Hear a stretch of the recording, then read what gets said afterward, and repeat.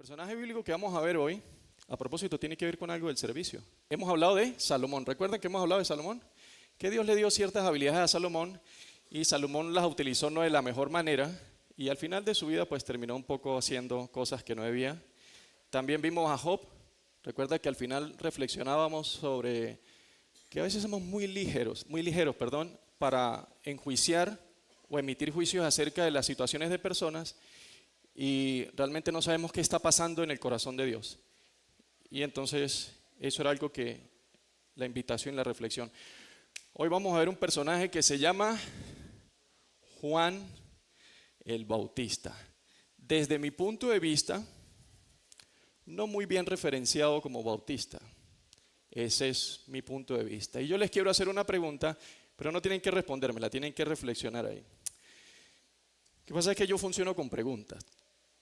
Para entender yo tengo que preguntar. No soy tan perspicaz. Si yo le pregunto a usted, ¿cuál era la principal función ministerial de Juan el Bautista? ¿Usted qué me respondería? Ahí mismito para usted. ¿O qué es lo primero que se le viene a la cabeza? Bautizar. Correcto. Pero ya veremos si eso es así. Vamos a ver si eso es así. Entonces, voy a entrar un poco en detalle acerca de la vida de Juan. Evidentemente no voy a entrar en muchos detalles por cuestión de tiempo, pero quiero que sepan esto por lo menos. En el capítulo 1 de Lucas dice que los padres de Juan era el sacerdote Zacarías y una mujer llamada Elizabeth. Zacarías era un sacerdote que en algún momento de la historia le tocó que ofrecer incienso en el tabernáculo, en el templo, y realmente eso era difícil. Podrían existir servicio en el sacerdocio de gente por muchos años y nunca servir en el templo, porque había todo como un sistema para servir. Pero casualmente a Zacarías le tocó, digamos que echaron suerte y le tocó, y cuando estaba haciendo, quemando incienso, que son oraciones, resulta que se le aparece un ángel y le dice: compañero, usted va a tener un hijo. Y eso le pegó un susto al hombre. El detalle es que Zacarías y Elizabeth eran personas muy mayores y Elizabeth era estéril. Entonces esto implicaba como una especie de milagro. Otra cosa que quiero que tenga en cuenta es que Jesús y Juan eran familia. Contrario al pensamiento popular, pareciera que Juan es muy adulto y Jesús es muy joven. Y la diferencia entre ellos de edad es apenas de meses, 6 meses.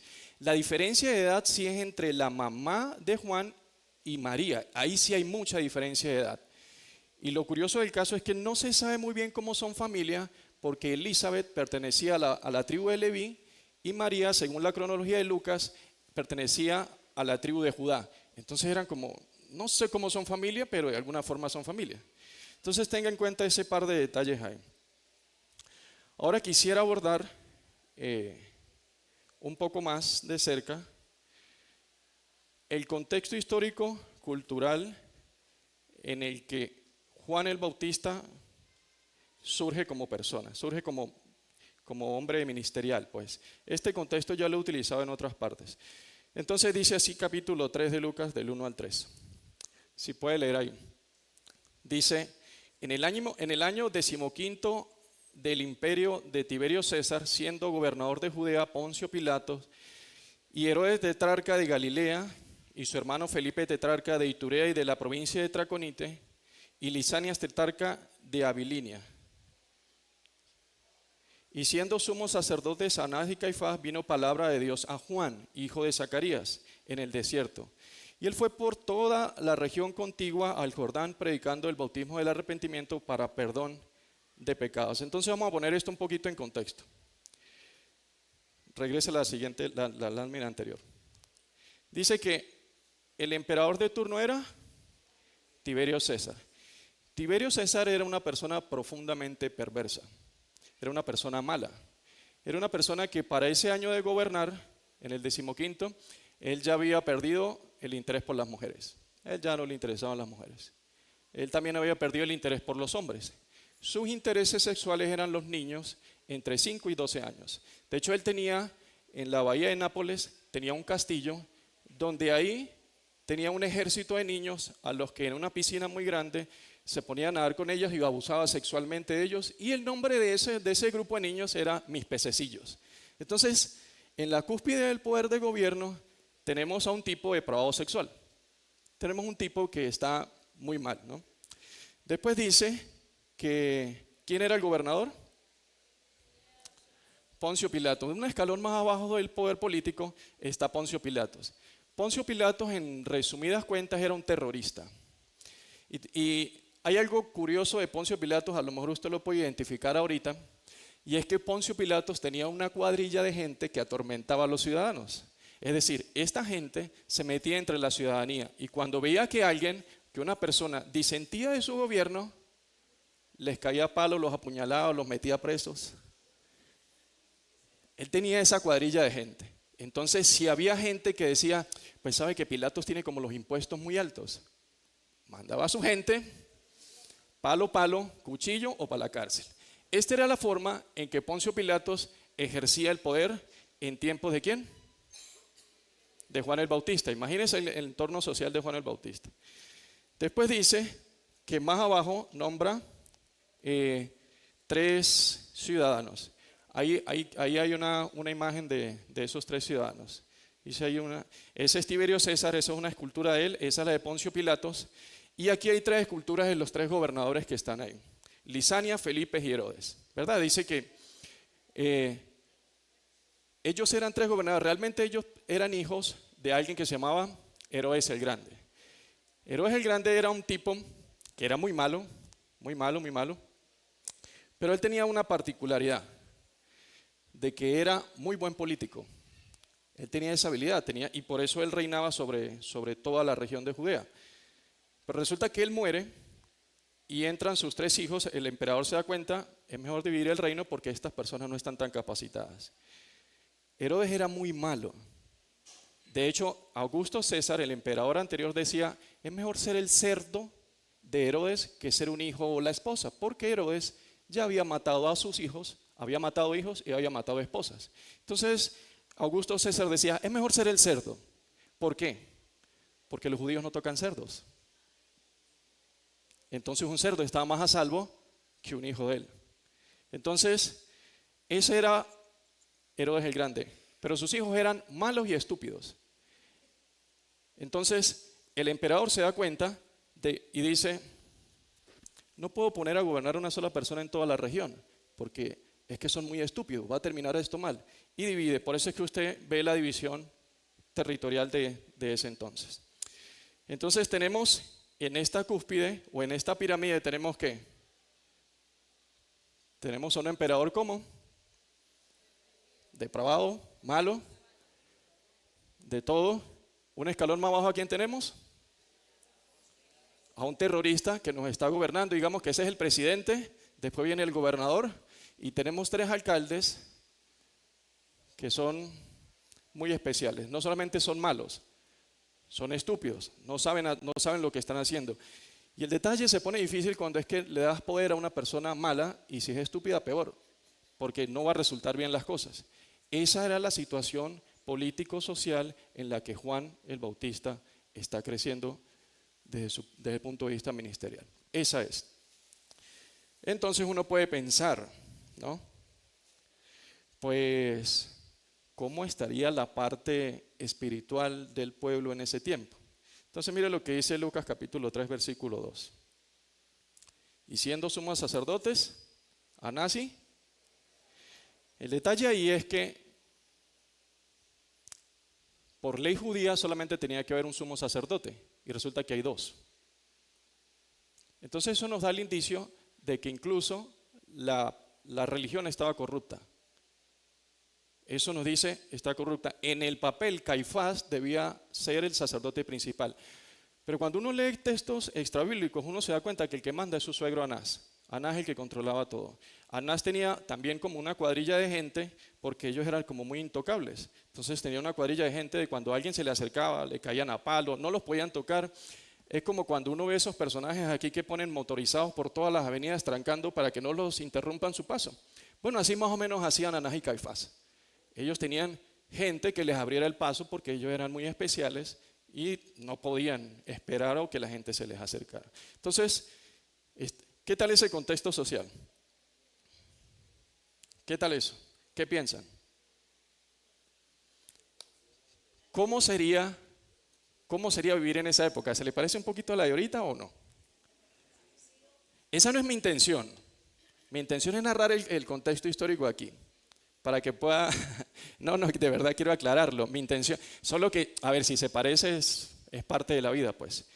Ok. Miren, algo que es un factor común a través de toda la historia, en todos los países, pueblos o naciones donde ha habido una crisis económica, social y cultural, siempre, siempre, siempre ha surgido la necesidad de que se levante un caudillo, de que se levante un héroe. Siempre. Si usted estudia historia universal, no importa el país que sea, usted lo puede escoger.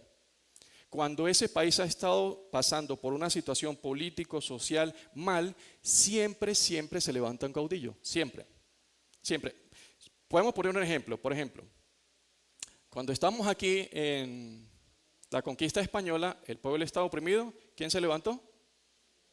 Simón Bolívar, Sucre, Miranda. Siempre, siempre se levantó uno. Cuando los británicos gobernaban todo lo que eran las diferentes islas, por allá en Escocia se levantó un hombre llamado William Wallace. Siempre se levanta alguien, siempre. Con toda la crisis a nivel mundial de la Segunda Guerra Mundial, que todo se estaba dañando por responsabilidad de los alemanes, se levantó un hombre llamado Winston Churchill y dijo, esto hay que pararlo. Así. Entonces siempre, si usted estudia la historia, siempre se ha levantado alguien. Y esto incluso lo podemos ver hasta en las películas. Si usted ve Batman, Ciudad Gótica no sirve. No sirve Ciudad Gótica. Están todos los supervillanos y necesitamos a alguien que nos salve. Y se levanta Batman. Si ve Superman, pues lo mismo. Metrópolis está mal, necesitamos un héroe. Entonces, de alguna forma, siempre, siempre se levanta ahí alguien. Entonces, en medio de este contexto, que las cosas no funcionaban, cuando alguien empieza a hacer las cosas bien, empieza a llamar la atención. Cuando alguien empieza a hacer las cosas como se deben hacer, entonces esta persona empieza a llamar la atención. Y es muy fácil que gane reconocimiento y renombre. Entonces mire lo que le pasó a Juan. Juan capítulo 3, versículo 2 al 3. Dice, vino palabra de Dios a Juan, hijo de Zacarías, en el desierto, y fue por toda la región contigua al Jordán, predicando el bautismo del arrepentimiento para perdón de pecados. Siguiente.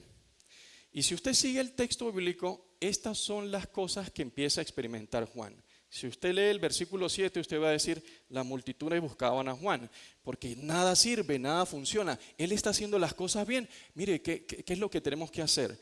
Si usted sigue en el versículo 10, usted se va a dar cuenta que la gente se acercaba a pedirles consejos. Juan se convirtió en la figura de ese héroe que todo el mundo esperaba.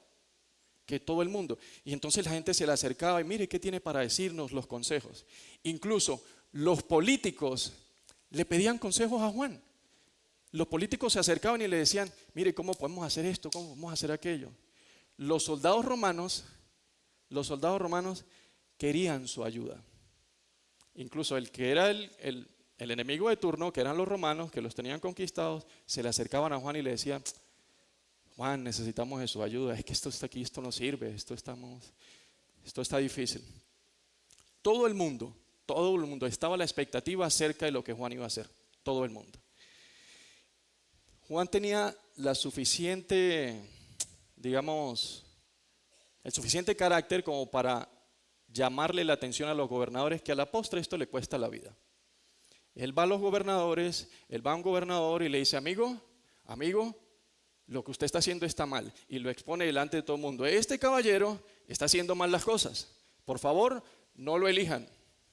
Pónganse en contra de lo que le está diciendo. A la postre, él termina siendo decapitado por hacer este tipo de cosas. En documentos extrabíblicos sí se puede notar, en el Talmud babilónico sí se puede notar cuando escriben acerca de él, que él sí era una persona de carácter fuerte, él era una persona de palabra áspera. Cuando ustedes ven que él empieza a bautizar en el río Jordán, cuando se acercan los fariseos, ¿cómo le dice? Le dice generación de víboras.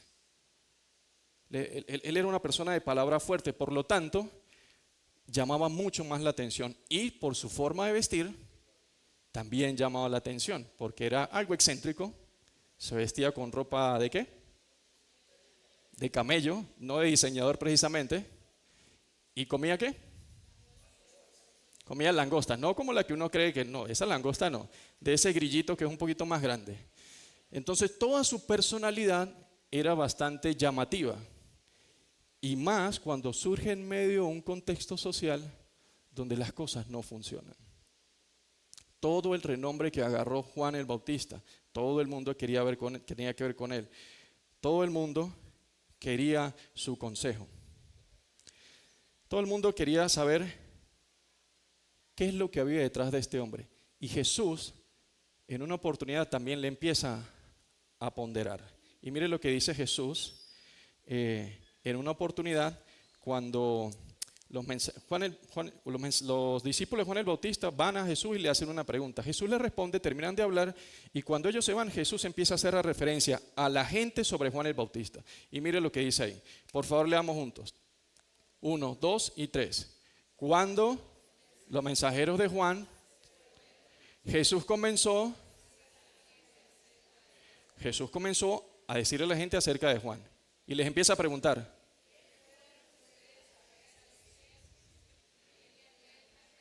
¿Querían ver una caña sacudida por el viento? ¿Sigue?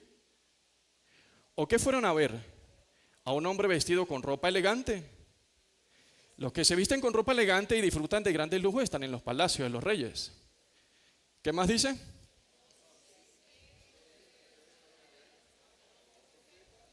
Entonces, ¿qué fue lo que fueron a ver ustedes? ¿A un profeta? Pues yo le digo que sí. Y a alguien mayor que un profeta, porque de este está escrito, ¿qué está escrito? Yo envío mi mensajero delante de ti para que te prepare el camino. Yo les digo que entre los nacidos de mujer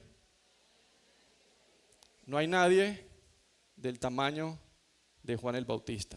Vamos a poner esto en contexto. Para la época habían 3 tipos de grupos de personas. Estaba el pueblo normal, estaba como la realeza, los pudientes, la gente adinerada, y estaban los que pertenecían al sacerdocio. Y entonces Jesús les empieza a decir algo como que, bueno, les voy a decir, ¿qué fue lo que fueron a ver ustedes? Ustedes fueron a ver una caña sacudida por el viento y resulta que a las orillas del río Jordán era muy común ver que con el aire la caña se doblaba. Y entonces Jesús les está diciendo, ¿ustedes qué fueron a ver? ¿Un hombre común y corriente?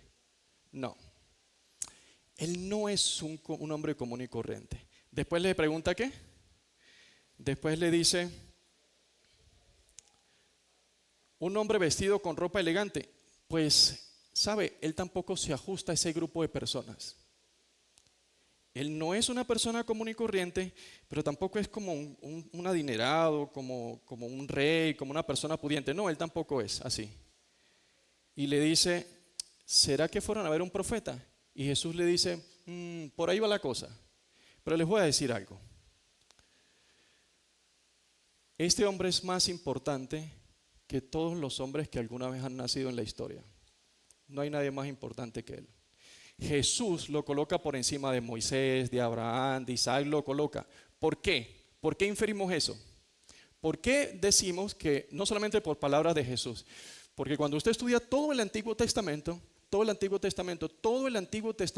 habla de 2 cosas, de Jesús y del reino. No habla de más nada. ¿Sabe de qué otra persona habla? De Juan el Bautista. No habla de absolutamente más nadie. Imagínense la importancia de una persona como para que la Biblia profetice de ese. Tiene que ser muy importante. Tiene que ser una persona tan importante como para que Dios diga, en su infinita sabiduría diga, necesitamos a este hombre en la historia. Y de él se profetizó. Y eso es lo que Jesús está diciendo. Jesús dice, pues de este se profetizó. Y por eso es que de los nacidos de mujer no hay nadie más importante que él. Entonces yo le tengo una pregunta. ¿De verdad podemos creer, analizando la vida de Juan el Bautista, que que un hombre tan importante en la historia vino a esta tierra solamente a meter gente en el agua? Realmente es la mejor referencia que podemos tener acerca de este hombre. Y yo sé que es muy fácil relacionarlo, pero de verdad es difícil pensar que un hombre tan importante en la historia lo único que vino a hacer fue meter gente en el agua. Aparte de todo, déjenme explicarles algo sencillamente, no quisiera tomar mucho tiempo en esto. El bautismo que conocemos hoy bíblicamente no es ni parecido. Sí tiene parte de lo que es sumergirse en agua y todo eso, pero estoy diciendo que para la época no representaba lo mismo que lo que representa para nosotros. Es decir, después de venir Jesús, el bautismo para nosotros tiene otra representación, pero para los tiempos de Juan el Bautista no. Era demasiado común bautizarse. Es más, si alguien pasaba de soltero a casado, se tenía que bautizar. Si usted iba a iniciar un negocio nuevo, pues se tenía que bautizar. Entonces usted iba al sacerdote de turno y le decía, pues sabe que yo tengo pensado iniciar un negocio. Es necesario, porque el bautismo siempre representa como algo nuevo, algún renuevo. Entonces resulta que la ciudad y alrededor del templo habían pilas bautismales como muchas.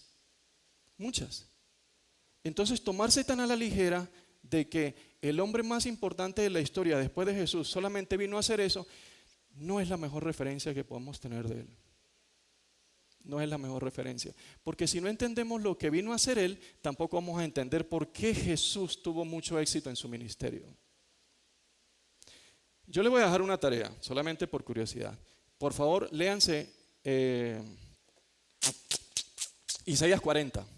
Léanse Isaías 40, busquen una versión bastante amigable, no que sea de estudio, y ustedes se van a dar cuenta toda la función ministerial de Juan el Bautista. Recuerde que en Malaquías también se profetizó de él, pero Isaías 40 dice todo eso. Pero vamos a ver algo que Lucas menciona. Lucas capítulo 1, versículo 16 en adelante. Vamos a leer poco de esto. Mire la parte de la función ministerial de Juan el Bautista. Hará que muchos de los hijos de Israel, ¿qué? Se conviertan al Señor. ¿Qué va a hacer él?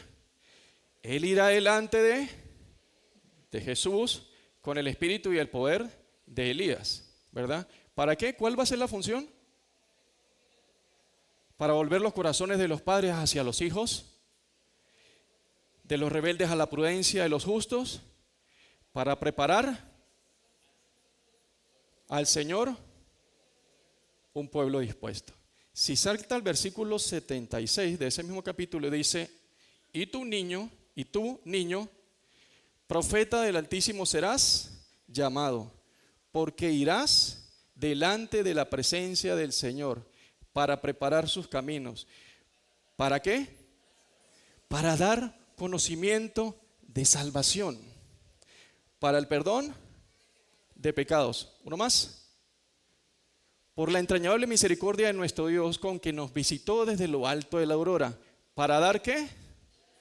Luz a los que habitan en tinieblas y en sombra de muerte, para encaminar nuestros pies por el camino de la paz. La función principal de Juan el Bautista es predicar el evangelio. Cuando él predicó el evangelio, abonó el corazón de las personas entendió que era el arrepentimiento, que era el reino, que el Mesías estaba cerca.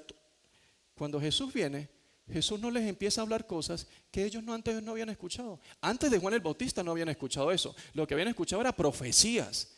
Pero antes de eso no habían escuchado nada. Jesús llega y todo el relato de Jesús para ellos es algo conocido. Conocido, absolutamente conocido. Entonces, háganle un favor a sus hijos y sáquenle la idea de la cabeza que Juan lo que hacía era bautizar. Y háganse un favor a ustedes, cuando hagan una referencia acerca de Juan, primero pásense por Isaías 40, para que puedan entender de qué se trata la vida de Juan y por qué el ministerio de Jesús funcionó tan rápido como en medio de 3 años. Más allá de que él es Jesús y todo el cuento. ¿Está bien? Entonces, ¿cómo vamos hasta ahora? Vamos bien estudiando Juan, ¿no? Porque estamos estudiando Juan. Todavía no hemos llegado a la reflexión. Esperemos que lleguemos. Mire, la grandeza de Juan no radicó exactamente en todo lo que él hizo, porque hizo cosas muy importantes. Surgió como figura heroica en medio de una sociedad que no servía para nada, ayudó a todo el mundo, ¿verdad? Sirvió del enlace entre Dios, entre Jesús y el pueblo. Pero la grandeza de este hombre está aquí, mire. Lucas 3, versículo 15. Como el pueblo estaba en expectativa, preguntándose todos en sus corazones, si acaso Juan sería ¿quién? Si acaso sería el Cristo, Juan respondió a todos diciendo lo siguiente. Dice, yo a la verdad, ¿qué dice? Yo los bautizo en agua, pero viene uno más poderoso que yo, de quien no soy digno de desatar la correa de su calzado. Él los bautizará en Espíritu Santo y fuego. Mire esto, Juan nunca ocultó que él era una persona importante y poderosa. Dijo, hay uno, yo soy poderoso, pero es que hay uno que es más poderoso que yo. Yo soy una persona reconocida, yo soy una persona muy importante, pero hay uno que es más importante que yo. Y con mucha suerte, si acaso le puedo amarrar los zapatos. Si acaso, ¿ustedes creen que yo en esta sociedad soy lo máximo? ¿Ustedes creen que yo soy el mejor, el que doy consejos, al que todo el mundo busca, el que hace mejor las cosas? ¿Ustedes creen? Pero realmente no. O sea, sí soy una persona importante, pero no, hay uno que es más importante que yo. Imagínense la grandeza de este hombre. Imagínense poder entender eso. Porque le digo algo, Juan se la pudo haber creído. En medio de una sociedad que le alababa, le quería, le seguía, Juan se la pudo haber creído. De verdad. Y uno dice, no, el hombre entendió de qué se trata. Entonces mire lo siguiente. Mire lo siguiente de lo que dice en Juan capítulo 3. Tratando como de aclarar las cosas. Porque antes de este texto, en una oportunidad estaba Juan y estaba bautizando. Y al parecer Jesús estaba bautizando como en el mismo lugar, pero un poquito más allá. Y llegan los discípulos y le dicen a Juan, maestro, voy a parafrasearlo. ¿Te recuerda el tipo aquel que hace un tiempito usted bautizó? Sí, claro. El hombre está bautizando allá también. Al parecer nos dieron golpe de estado y no nos dimos cuenta. Y Juan el Bautista dice esto. Eso es para que usted entienda por qué Juan dice esto. Dice, ¿ustedes mismos qué? Son mis testigos de que yo dije, yo no soy el Cristo, sino que he sido enviado. Por favor, siga la lectura.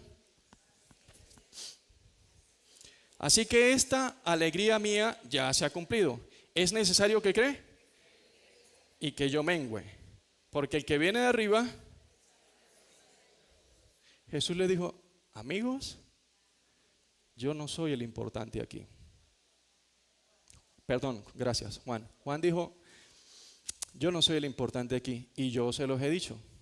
El hombre no nos está dando golpe de estado, es que hasta aquí llegó mi labor. Hasta aquí llegó mi servicio. Y yo estoy contento con eso. Ahora ustedes tienen que seguirlo a él.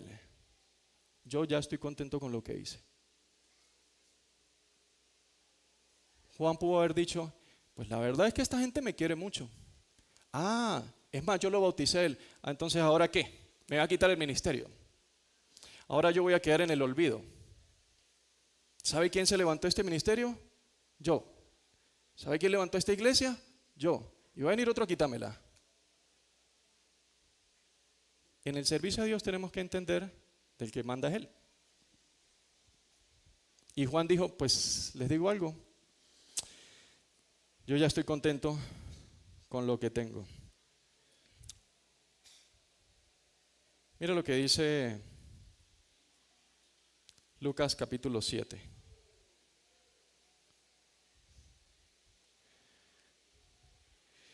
Yo les digo que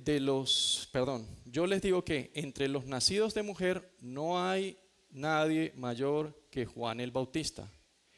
Pero el más pequeño del reino de los cielos, ¿qué pasa? Es mayor que él. Y aquí vamos a entrar en las dos reflexiones que quiero mostrarles. Le digo algo, Usted puede conquistar el mundo si usted quiere.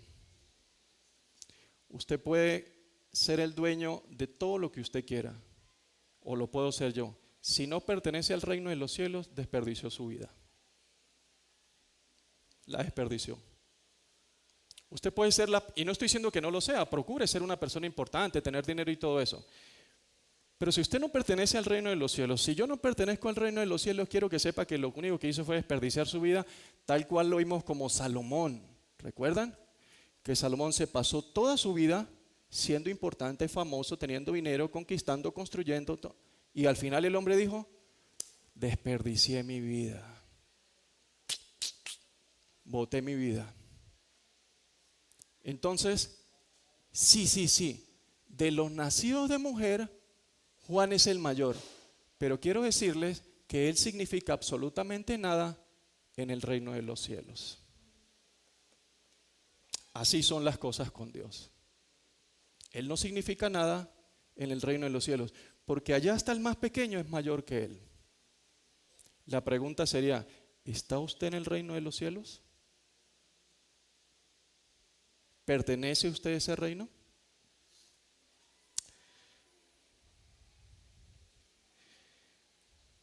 Mire esta imagen, si no pertenece a esta imagen de un actor muy conocido. Si no pertenecemos al reino de los cielos, sí se puede leer lo que dice ahí. ¿Saben quién es ese?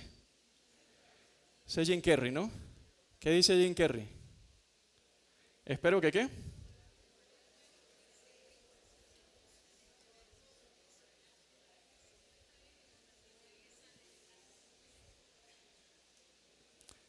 Dijo Jim Carrey, ¿sabe qué quiero yo? Que todo el mundo sea rico y famoso. Todo. Para que al final se den cuenta que por ahí no es el camino. Y lo dice una persona que su sueño era ser millonario. Cuando logró ser millonario y famoso, cayó en depresión, a punto de suicidarse, y esta es una de las cosas que él ha dicho. Dijo, ojalá ustedes puedan experimentar eso para que se den cuenta de que por ahí no es el cuento. Y la última reflexión que quiero que veamos es la siguiente, mire. Léalo ahí.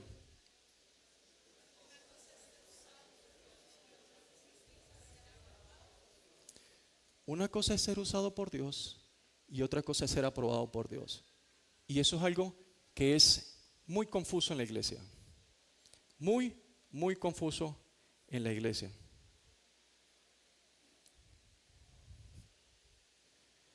Dios en su soberanía y en su eterno poder, Él puede usar a quien Él quiera para sus propósitos. Él lo puede usar. Si usted ve la vida de Balaam, Balaam era un sacerdote que ni siquiera pertenecía al pueblo de Israel. Él era un sacerdote, era un profeta pagano. Él, como muchos profetas de ese tiempo, él pertenecía y adoraba a otros dioses. Y Dios no lo utilizó para bendecir al pueblo de Israel. Y después en el libro de Reyes, ¿cómo lo encontramos? Al hombre lo asesinaron. Porque una cosa es que Dios lo use a uno y otra cosa es que lo apruebe. ¿Dios usó a Juan el Bautista? Sí, pero él dijo, ya va. Si no está en el reino, él no está aprobado. ¿Dios no usó hasta una burra con una Balaam? No lo usó, también la usó.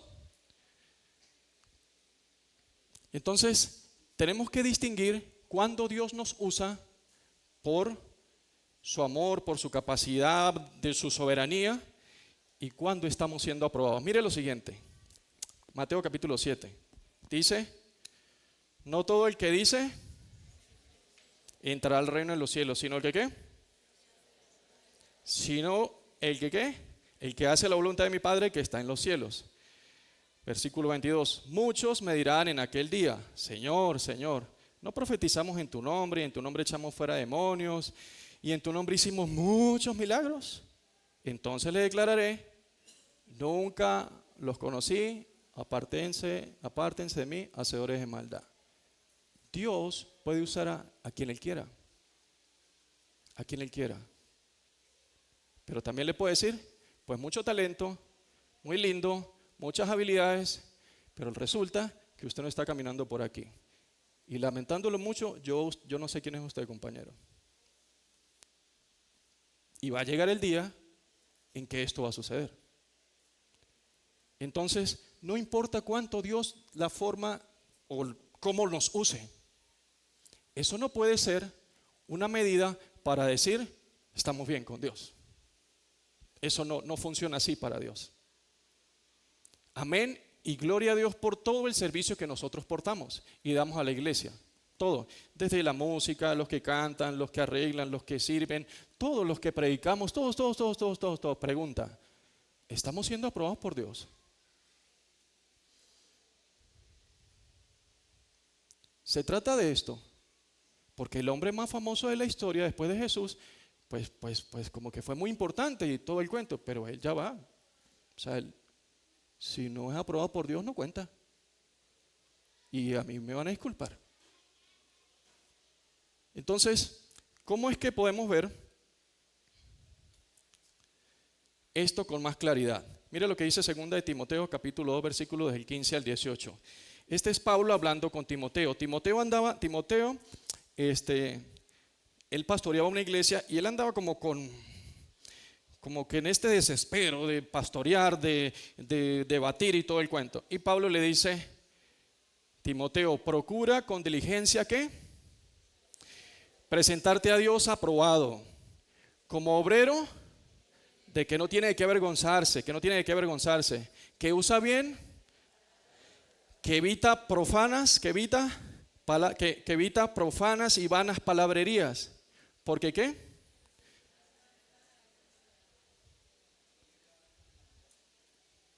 Le dijo, amigo, deje de estar como debatiendo y dándosela de intelectual y dándosela de muy... No. Procure que usted sea un obrero aprobado por Dios, porque eso sí es lo que cuenta. Deje de estar como combatiendo con la persona, que no sé qué, que esto, que los pensamientos. No. Realmente importante es que usted sea aprobado por Dios. Eso sí es importante. Ya lo demás Dios lo aclara, lo acomodará, porque pues Dios nos usa como Él quiere, conforme a los dones que nos ha dado. Pero no se enfrasque ahí, por ahí no es el camino. Por ahí no es. Y eso es lo que tenemos que aprender a ver, amigos. Eso es lo que podemos ver a través de la vida de Juan el Bautista. Cómo es que un hombre tan usado en medio de un contexto tan difícil no hay una garantía de que haya sido aprobado por Dios. Porque los que son aprobados por Dios, con mucha diferencia, son mayores que Él. Con mucha diferencia. Y la pregunta sería, ¿estamos siendo aprobados por Dios o es que cómo andamos? ¿O es que por estar sirviendo y siendo importantes, entonces eso es lo que cuenta?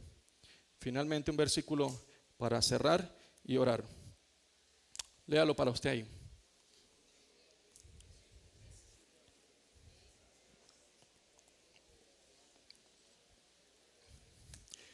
¿De qué le sirve a una persona ganarse el mundo si va a perder su alma? ¿Cuánto puede dar a cambio para no irse para abajo? ¿Cuánto es eso? Señor, te queremos dar gracias porque tú nos muestras, nos ilustras, nos guías, nos dices cuáles son las cosas de mayor importancia dentro del vivir para ti. Te queremos dar gracias por todos nuestros dones, por todos nuestros talentos, por todas nuestras capacidades, por la inteligencia, por la sabiduría que nos has dado. Gracias por todo eso, Señor. Y de verdad la queremos poner a tu orden, a tu servicio, Señor, a tu disponibilidad. Señor, pero que podamos entender que el hecho de que tú nos uses no dice y no determina absolutamente nada acerca del vivir para ti, Señor. Del vivir en tu reino, del pertenecer a tu reino. Señor, tú puedes y has usado animales, has utilizado personas de diferentes religiones, has usado personas incluso que ni siquiera creen en ti para llevar a cabo tus planes, tus propósitos. Al final no están aprobados por ti, Señor. Ayúdanos, Señor, a entender que realmente lo que importa es que va a llegar un día en el que nos vamos a encontrar con la realidad de saber si estamos aprobados por ti y pertenecemos a tu reino. Porque ahí es donde está la grandeza, Señor. Ahí es donde está la realmente grandeza del ser humano. El pertenecer a un reino perfecto, incorrupto, un reino inquebrantable, con un rey que es juez justo. Ahí sí está, Señor. Aquí, Señor, ayúdanos a poner bien nuestras habilidades. Tal vez algunos tienen habilidades para la riqueza, para diferentes cosas. Ayúdanos, Señor. Pero que no relacionemos una cosa con la otra, mi Dios. Te lo pedimos, Señor. Que tu gracia y tu misericordia nos cubra día a día, Señor, en el servicio que hacemos, donde lo hagamos, para tu gloria y para tu honra, Señor. Necesitamos de tu gracia, Señor. Necesitamos de tu cuidado. Necesitamos de la llenura de tu Santo Espíritu. Señor, nos equivocamos mucho, fallamos mucho. Y por eso te necesitamos, Señor. Pero también, Señor, cuando acertamos, cuando hacemos las cosas bien, ahí también te necesitamos, Señor, para entender realmente de qué se trata esto del reino de los cielos. Gracias, Padre, en el nombre de Jesús. Amén y amén. Amigos, un gusto.